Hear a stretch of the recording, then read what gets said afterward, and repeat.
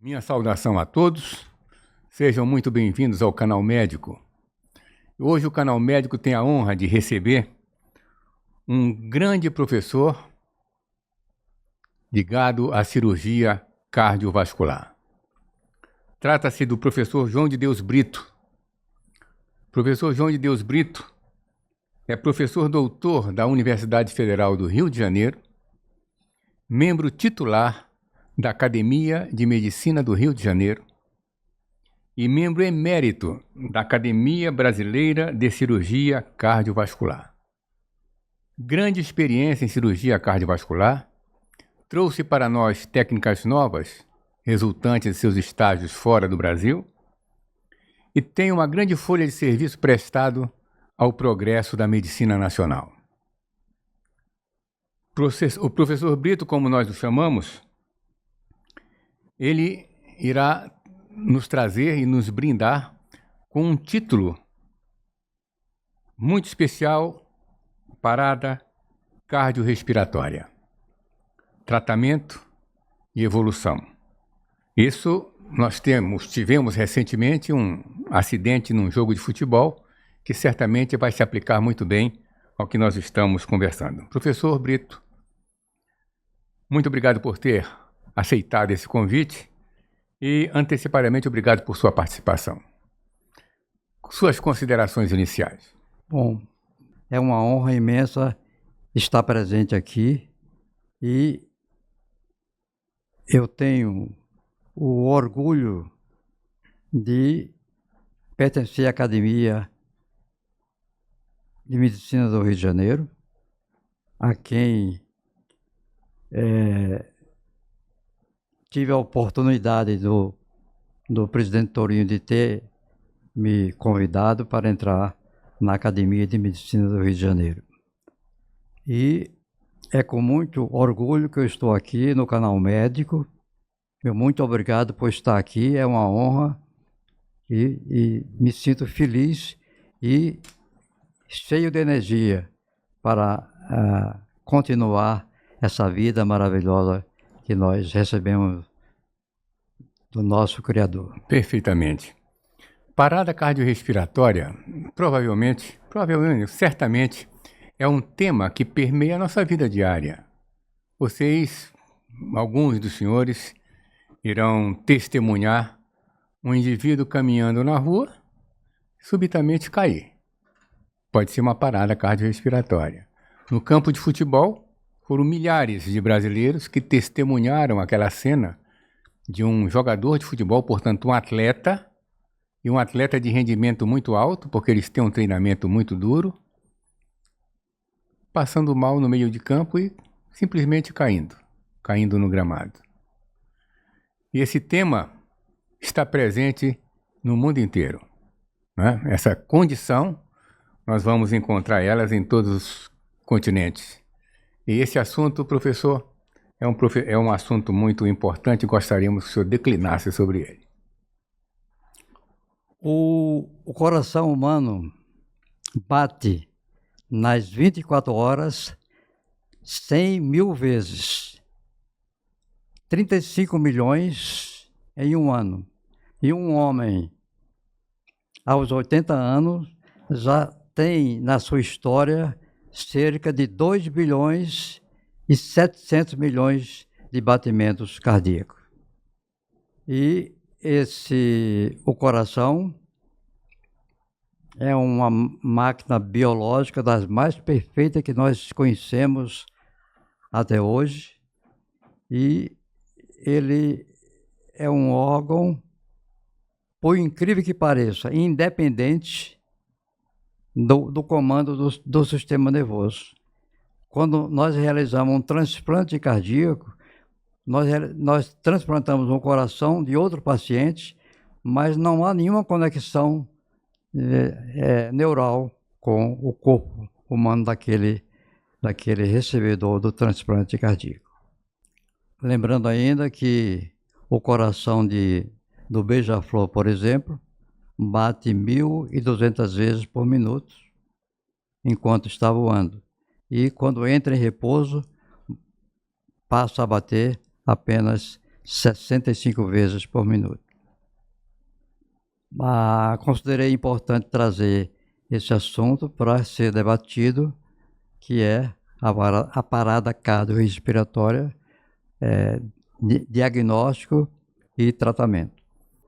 O coração, como falamos, ele é autônomo e depende de formações nervosas que produzem o estímulo, que começa no nódulo sinusal, que fica fora do coração, acima da cava superior. Esse nódulo sinusal produz o estímulo e encaminha para o nódulo atrioventricular, que diminui a velocidade do impulso elétrico. Por que diminui a velocidade? Porque se continuasse na mesma velocidade, o átrio e o ventrículo iam bater simultaneamente. De modo que tem esse nódulo atrioventricular, que ele diminui a velocidade para que o ventrículo esquerdo e direito se encha e aí produzir a contração. Seguido do fecho de His, que é uma continuação, e termina com a rede de Purkinje. Se nós olharmos nesta figura, nós verificamos que o nódulo sinusal fica um pouquinho fora do coração, que fica situado na veia cava superior. E a continuidade desses estímulos produzidos no nódulo sinusal caminha no sentido do coração através dos que nós chamamos canais de sódio e potássio, uma das mais incríveis fisiologias que existe no mundo, no homem e no mundo animal. Esses canais de sódio, potássio e cálcio foi descoberto por um pesquisador da Suécia chamado Jean Christian, que ele fez as pesquisas desses canais de sódio até então desconhecido para o mundo, e ele fez a pesquisa usando um caranguejo. Foi lá no caranguejo que ele descobriu essa fantástica revolução dos canais de sódio e potássio. E aí, esse canal de sódio e potássio é muito interessante, que ele depende da membrana plasmática e celular. E aí, o que ocorre? Quando 3 íons de sódio entram na célula, começa a atividade do batimento cardíaco, que é a sístole. E, seguidamente, a diástole, haverá uma fase em que é a diástole, que representa a polarização do coração. Essa polarização, saindo 3 íons de sódio e entrando 2 de potássio, começa então uma fase em que o coração não bate e espera para seguir em seguida a sístole. Então é nesse mecanismo de entrada de sódio para produzir a contratilidade e a seguir a saída do sódio e a entrada de 2 íons de potássio, nesse mecanismo fantástico que leva à fisiologia do coração. É incrível como a coisa é tão bem organizada, né? Isso há bilhões de anos, em que o coração tem essa característica. Provavelmente sofreu alguma evolução ao longo do tempo, aperfeiçoou a sua evolução. Mas só seguindo, esse Jean Christian, ele descobriu esse canal de sódio e potássio em 1957, mas era um profundo conhecimento de bioquímica e de fisiologia que ninguém entendia. Só 40 anos depois é que ele foi receber o Prêmio Nobel de Medicina por esse grande feito da fisiologia do homem e dos animais. Eu lembro, quando criança, eu lembro de ter visto algumas vezes se tratar da tartaruga. Naquela época não tinha proibições ao seu consumo. E lembro também que uma vez retirado o casco da tartaruga, aquele coração ficava pulsando durante muito tempo, porque ele tinha autonomia. mesmo a tartaruga já com a cabeça, digamos assim, cortada, o coração mantinha-se pulsando. Para fazer o parar, tinha que destruir esse sistema. E esse sistema seria exatamente o sistema elétrico do coração. Incrível como tem uma autonomia, e essa autonomia leva ao batimento durante muito tempo, né? Porque vários minutos continuava pulsando. Você me faz lembrar uma imagem inesquecível. Quando eu cursava o 2º ano de histologia, o professor Vitorino Maia abriu uma rã, tirou o coração, botou em cima do cimento e eu continuei assistindo aquele coraçãozinho bater. Fiquei realmente impressionado desde aquele momento. A morte súbita e a arritmia, nós verificamos aqui causas não arrítmicas, cerca de 12%. E as arritmias, 88%. Pode me impressionar essa diferença, porque nós sabemos que todas as outras doenças, inclusive as arritmias malignas, o coração, a morte do coração começa com uma arritmia. Por isso que ela é tão predominante nesses slides. Uma pergunta, professor. Quer dizer, a arritmia tem um componente estatístico muito grande em relação à morte súbita. Expresso aqui no seu slide 88%, é isso mesmo, né? E é possível que esses pacientes que apresentam arritmia possam ser rastreados quando durante um exame médico, na realização de um eletrocardiograma, que surgirem essas arritmias, dizer que ele já é um potencialmente candidato. Isso aí é uma pergunta muito interessante, porque na cardiologia clínica comum, isso não é pesquisado. Só os cardiologistas que fazem arritmias cardíacas que estão envolvidos em tentar fazer o diagnóstico desta arritmia. Porque as arritmias malignas, de um modo geral, elas não dão sintomas, e o primeiro sintoma é exatamente uma parada cardíaca, geralmente numa taquicardia ventricular ou numa fibrilação ventricular.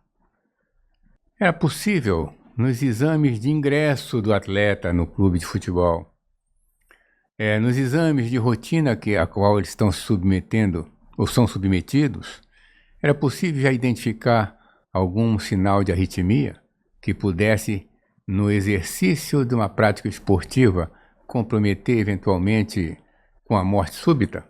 Com o passar da minha apresentação, irei mostrar alguns casos em que nós verificamos que,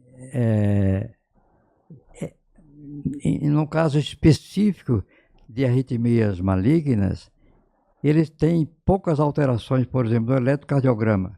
Por exemplo, a doença de Brugada só tem uma pequena alteração em V1, em V4 e V5, nada mais.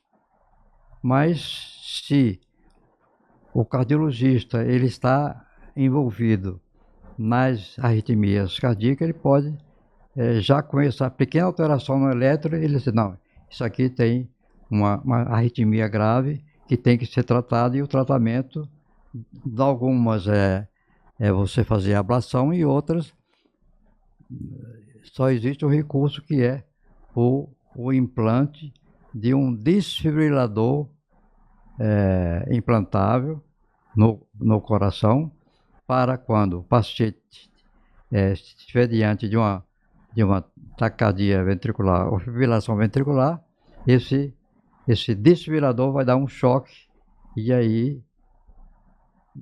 aí o paciente recobra, tem apenas um abalo e ele volta o coração a bater. Então, é um desfibrilador implantável, diferente daquele do DEA, que é feito com o choque externo.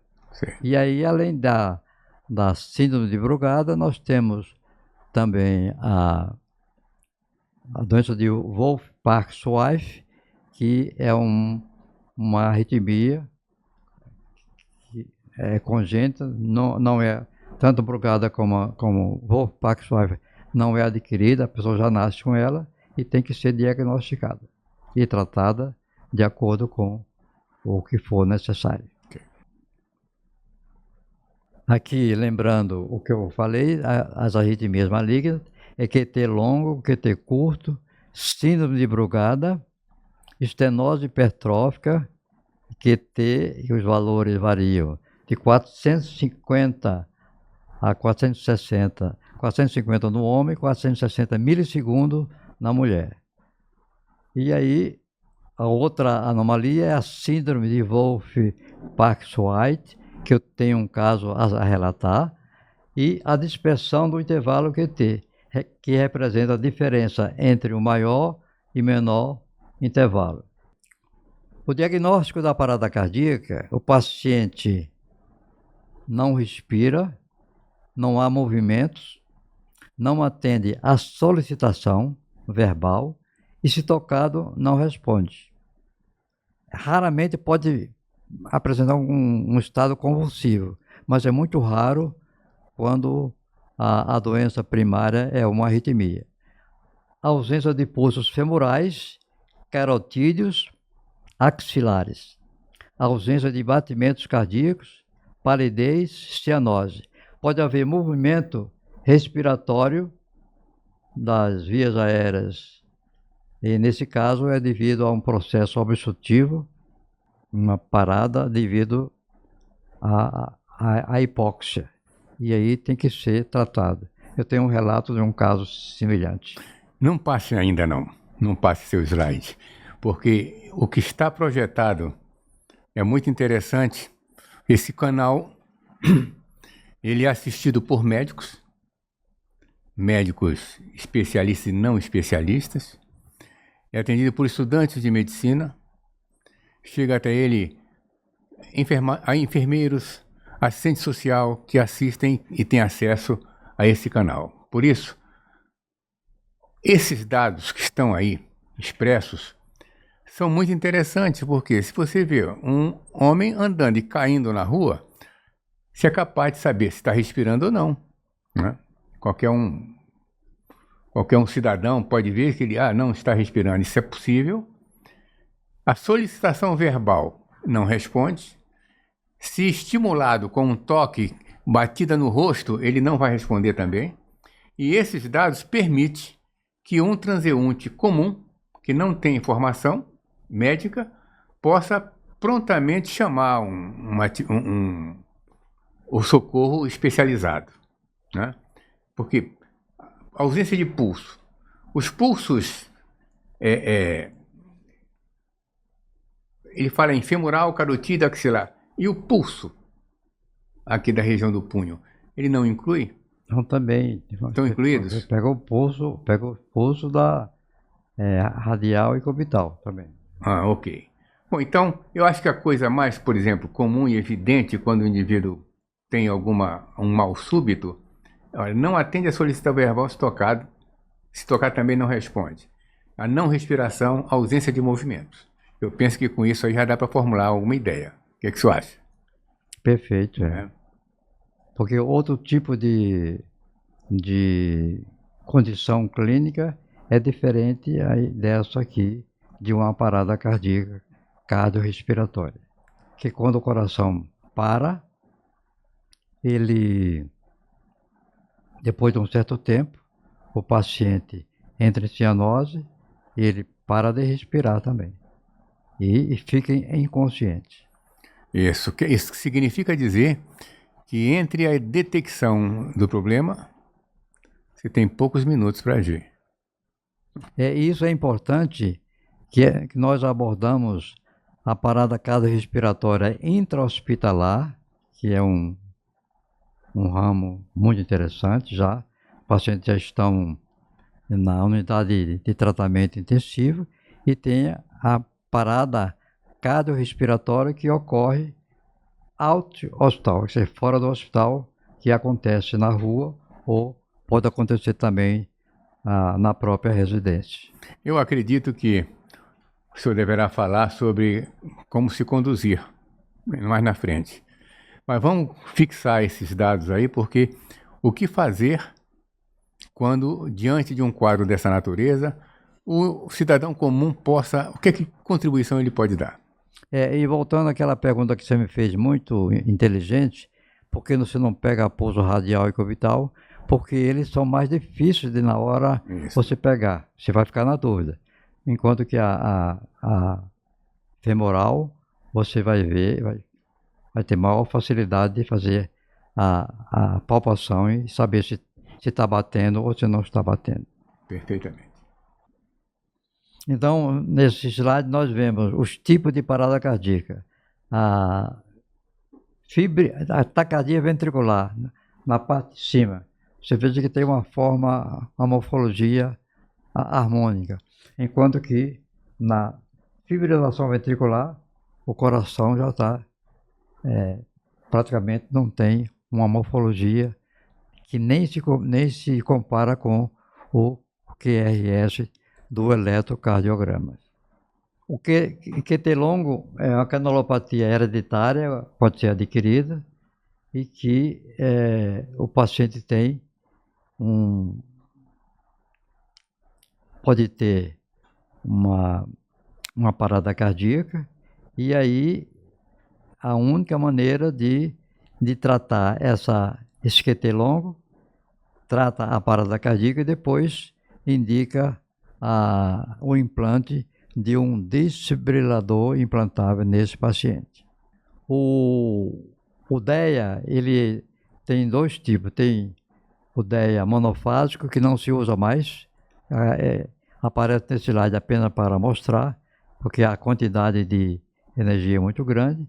E o segundo, que é um desfibrilador bifásico. E esse desfibrilador bifásico, o DEA, ele é inteligente, porque quando você coloca as pás do desfibrilador no tórax do paciente, ele vai fazer o diagnóstico. Impressionante. Se tiver na hora de dar o choque, ele diz, está na hora de proceder ao tratamento. Se tiver numa bradicardia ou não estiver parado, ele não indica a desfibrilação. Então, a desfibrilação com o DEA, que é 200 joules, os joules nós sabemos que é uma unidade Newton de força capaz de produzir uma desfibrilação do coração. E aí, se o DEA indicou a desfibrilação, vamos utilizar o DEA e dar um choque. Nada de antigamente, era 3 choques não. Você dá um choque, aí pede para o desfibrilador fazer o diagnóstico, se está batendo ou não. E aí você continua. Essa figura abaixo é o tipo de desfibrilação, se o tórax estiver aberto ou se estiver numa cirurgia cardíaca. E aí você faz, é interessante lembrar que o choque de desfibrilação é uma corrente contínua de alta intensidade e pouca duração. Corrente contínua. E aí, e é interessante verificar, durante a cirurgia cardíaca com o tórax aberto, o choque que é dado interno é incomensuravelmente menor do que o choque externo. Por exemplo, um choque de 200 joules no choque externo, no choque interno você não passa de 10 joules. E a atividade elétrica sem pulso é essa fase aí. O paciente tem atividade elétrica, mas não tem potencialidade do coração, por várias causas que eu já relatei aqui no começo. E a atividade elétrica sem pulso, até pouco tempo, era uma parada cardíaca na rua que não tinha solução. Hoje em dia, com esse atendimento moderno e equilibrado, você já pode realizar o tratamento do paciente com o choque. Repetindo aqui, parada cardíaca em atividade elétrica sem pulso, nós temos, é importante verificar, infarto agudo do miocárdio.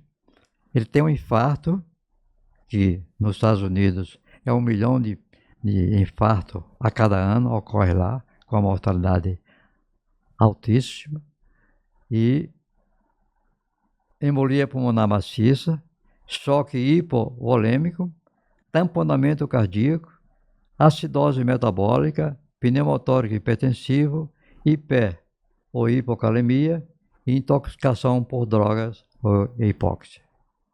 Esse quadro aqui é muito importante para ser verificado. Esse quadro aqui representa 353 paradas cardiorrespiratórias fora do hospital. Não é de hospitalar. Então verificamos que na fibrilação ventricular, que é a mais grave, 220 casos, e verificamos que apenas 40% dos pacientes foram reanimados. Desses 40%, 23% tiveram alta hospitalar. Você verifica que a parada cardíaca em fibrilação ventricular é muito mais grave. A taquicardia ventricular, verificamos assim 24 casos, 21 recuperados, 88%, e 15 com alta hospitalar. Na parada cardíaca em assistolia com atividade elétrica sem pulso, até a feitura desses trabalhos, todos os pacientes eram irrecuperáveis. Hoje, com a evolução, nós temos casos em que se conseguiu recuperar o paciente em parada cardiorrespiratória com a atividade elétrica sem pulso. Aqui muito importante, isso aqui é a relação de parada cardiorrespiratória que eu tomei parte na recuperação desse grupo de pacientes.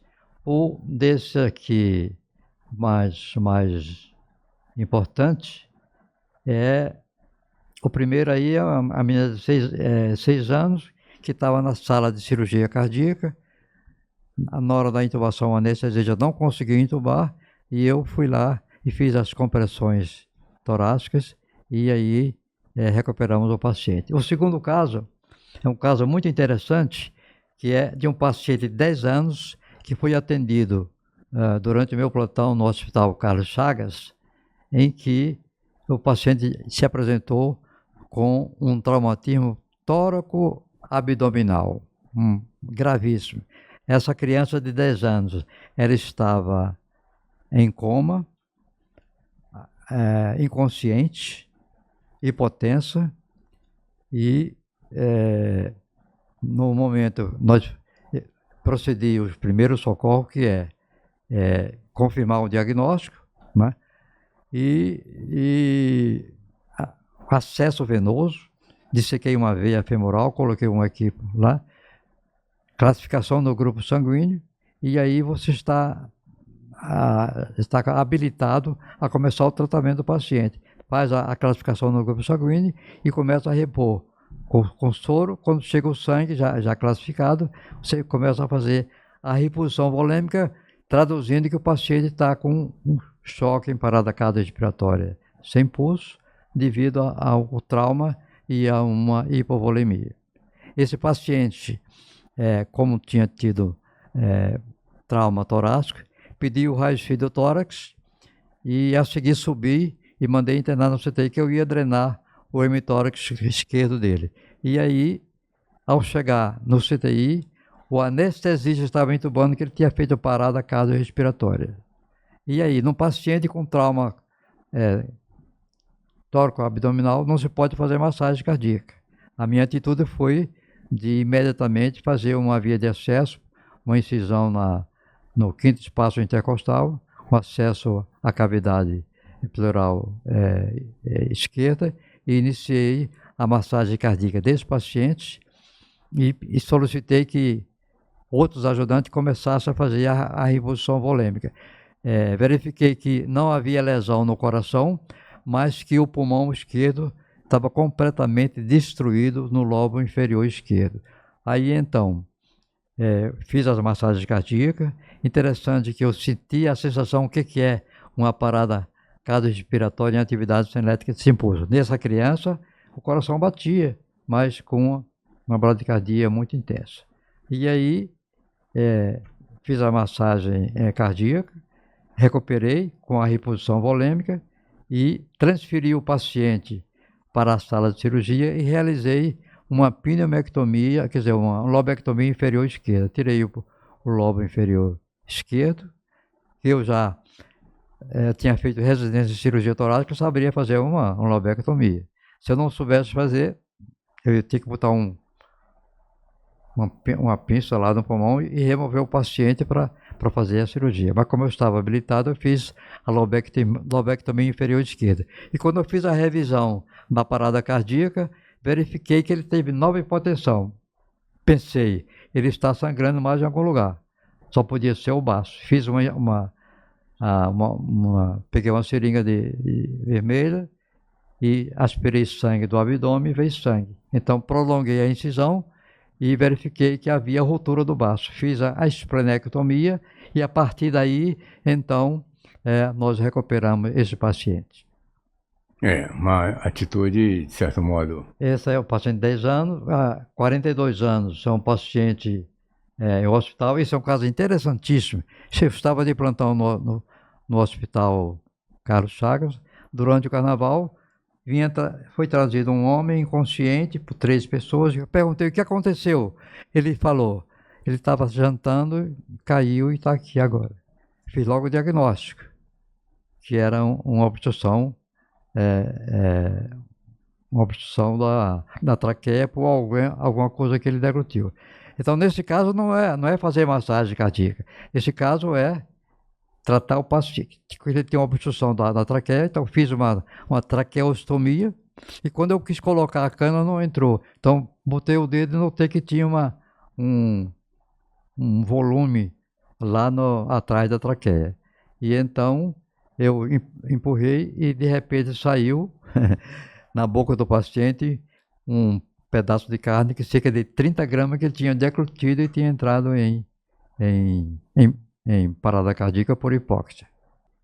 34 anos, foi um caso interessante, de uma paciente, diferente, que ela foi operada de CIA no hospital importante e fez no pós-operatório fez parada cardíaca, se utilizou todos os meios para tratar essa paciente, que é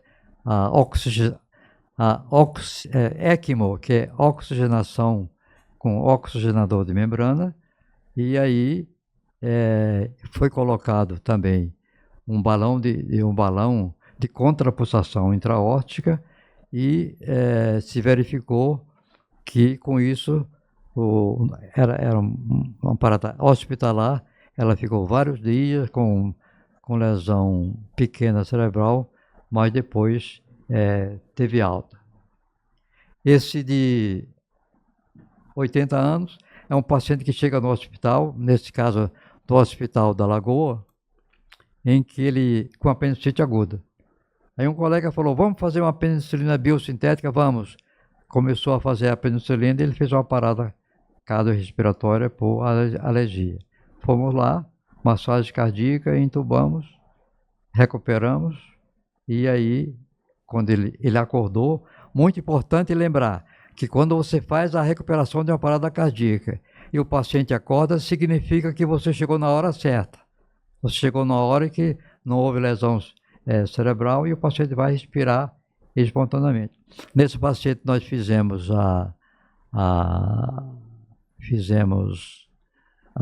preparatório e aí fizemos a apendicectomia e o paciente teve alta curada. O quarto, de 27 anos, é um paciente que eu estava na praia em São Conrado e de repente passa uma moça e diz, um rapaz entrou ali e não saiu. Aí eu caminhei para lá, porque lá quando eu cheguei tinha um paciente em parada cardiorrespiratória, eles eram americanos, ele estava o outro fazendo uma massagem, uma respiração boca a boca, e mais nada. Eu cheguei lá, aí então entrei e comecei a fazer a massagem cardíaca, e depois de cerca de 15 a 20 minutos, fui examinar a pupila, notei que tinha alteração nas pupilas, que em consequência da da parada cardiorrespiratória. Até falei para os americanos que era um caso grave, mas que eu ia tentar salvar o paciente. Continuei a massagem cardíaca do paciente de maneira correta, e aí, depois de 20 a 30 minutos, estava chegando a ambulância. Aí já levou o paciente com a recuperação do seu coração, mostrando como é importante a recuperação da parada cardíaca com a massagem cardíaca e o choque. Ou seja, o tempo é essencial, né? Não pode esperar, né? Não pode esperar. Uma vez parou o coração, para também igualmente a circulação e para, digamos, a oxigenação dos tecidos. O mais sensível, cérebro, suprarrenais, não é isso? São muito sensíveis à deficiência de oxigenação. No cérebro, depois de 5 minutos, e esse tempo de 5 minutos foi estabelecido por um fisiologista inglês que morava na França, chamado Brown-Séquard, que todo mundo conhece esse fisiologista. Tem uma síndrome da medula de Brown-Séquard, que dá paralisia de um lado e a alteração da sensibilidade do outro. E esse Brown-Séquard, com ousadia, o que é que ele fez? Ele estudava as cabeças decepadas e ia estudar os reflexos ocumotores das cabeças. E ele chegou à conclusão que o tempo em que o cérebro se recupera é abaixo de 5 minutos. Até hoje é utilizado esse padrão. E finalmente nós temos esse homem de 54 anos, que foi uma parada cardíaca hospitalar. Ele havia sido submetido a uma cirurgia de revascularização, estava no 3º dia e fez uma parada cardíaca. Então, em cima da cama mesmo, fui lá e comecei a fazer a massagem cardíaca. Ele ainda estava entubado, que era um pós-operatório imediato. E aí eu lembro até que eu fiquei massageando. Alguns colegas falaram: Brito, larga que não tem mais jeito. Eu não, vou continuar. E abri o tórax do paciente e abri os enxertos venosos que estavam obstruídos. Desobstruí 2 enxertos venosos e aí, depois que eu desobstruí os enxertos venosos, esse paciente, o coração voltou a bater com choque, e aí esse paciente teve alta, curado. Inclusive ele era de Belém do Pará. Esse paciente saiu curado depois de uma parada cardiorrespiratória. Então, se não fosse possível desobstruir os enxertos venosos, ele foi submetido a uma revascularização do miocárdio, não tinha jeito de recuperar o coração desse paciente. Aqui, voltando aos tipos de arritmias conhecidas, uma delas é chamada a síndrome de Wolff-Parkinson-White, que o eletrocardiograma só tem um bloqueio de ramo direito e uma onda lá um pouquinho anormal. E essa síndrome é devido à anomalia do coração, do feixe de Kant. É uma anomalia porque tem os feixes aqui, já foi dado, o sinusal, sinoatrial, feixe de His, rede de Purkinje. E aí, nesse paciente que tem essa doença, ele tem uma anomalia desse feixe aqui, à esquerda. Aqui. Então, essa anomalia, o que acontece com o feixe de Kant anômalo? Ele faz o coração bater antes de que haja o percurso no caminho normal, que é sinusal, atrioventricular e feixe de His. E então ele produz, não é uma parada cardíaca, ele produz uma taquicardia no paciente. A sobrevida na cidade de Seattle é de 62% em parada cardiorrespiratória ocorrida na rua. Não estamos falando aqui em hospital. Sim. Porque o que é que eles fizeram? Treinaram os habitantes da cidade de Seattle para aprender a fazer o tratamento de uma parada cardiorrespiratória na rua, que é a massagem cardíaca e a desfibrilação. E com isso, eles conseguiram essa vantagem maravilhosa de uma sobrevida de 62%, que, se você for ver estatísticas, mesmo das cidades americanas que não estão usando esse ritmo, a sobrevida não é tão importante assim. E aí nós temos 67% dos pacientes, a massagem cardíaca foi feita pelo bystander, quer dizer, por aquelas pessoas que estavam passando na rua e viram os pacientes. 98% foi feito o diagnóstico com a chamada do desfibrilador pelo point, que é feito no celular. Então, 96% de chamada de socorro foi feito com o celular.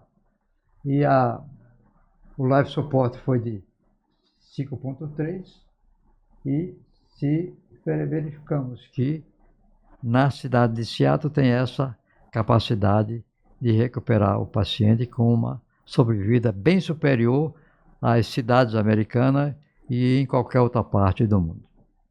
Eu lembro, e foi projetado naquela ocasião, se projetou, um filme onde a comunicação via telefone celular identificava o ponto onde estava o paciente com parada cardíaca. Exatamente, é isso aí. É esse mesmo, né? E vinha um droner trazendo o desfibrilador e orientando: tire a roupa do paciente, tire a camisa do paciente, abra a camisa, etc, etc. Isso é simplesmente fantástico, né? Por isso esse número tão elevado de sucesso na reanimação, 67%. E aí, reanimação cardiorrespiratória, alto hospital é importante. Esse Pulse Point de Seattle, que é nos Estados Unidos, em que mostra essa atitude. Primeiro, pega o celular, viu a parada cardíaca, pega o celular e telefona para o hospital e telefona para onde está localizado o desfibrilador e pede para trazer o desfibrilador exatamente para aquele ponto. E aí chega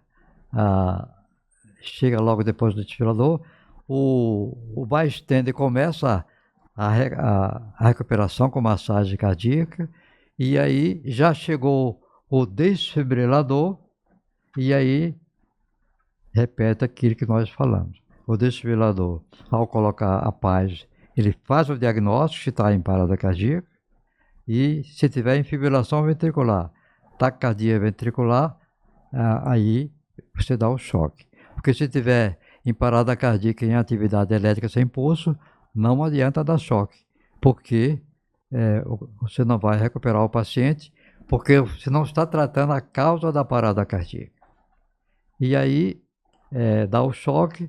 Neste momento chega a ambulância e leva o paciente já com o coração batendo, e aí vai tratar o paciente. O WILCOR 2015 se verifica que o Comitê Internacional em Ressuscitação Cardiorrespiratórias recomenda compressão torácica depois de 2 ventilações, ventilação de 1 segundo suficiente para expandir a caixa torácica, e uma massagem e ventilação 30x2 ou 50x2. Checar pulso, ritmo, após 2 minutos de recuperação cardiorrespiratória ou 5 ciclos do primeiro choque. Um choque inicial em vez de 3 choques, como era dado no passado, e oxigenação de 100% em recém-nascido. Lembrando que os pacientes que são recuperados de uma parada cardiorrespiratória e ele não acorda, significa que o cérebro está lesado. Então tem que ser levado para um hospital de terapia intensiva. Um dado interessante é fazer hipotermia do paciente, entubar, fazer hipotermia para ele consumir menos, e aí tentar recuperar recuperar a lesão cerebral.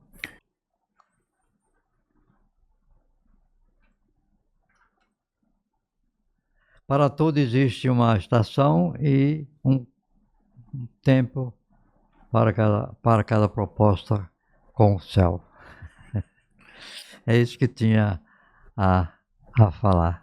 Muito obrigado, meu dileto professor João de Deus Brito, pela explanação que nos fez, pelos ensinamentos que nos trouxe, e conclamar a todos que estiveram assistindo esse seu material, essa sua aula, que possam absorver todos esses conhecimentos e comentar com seus colegas, seus amigos, e agir como como eu posso dizer, ser um agente da difusão desses conceitos, desses ensinamentos.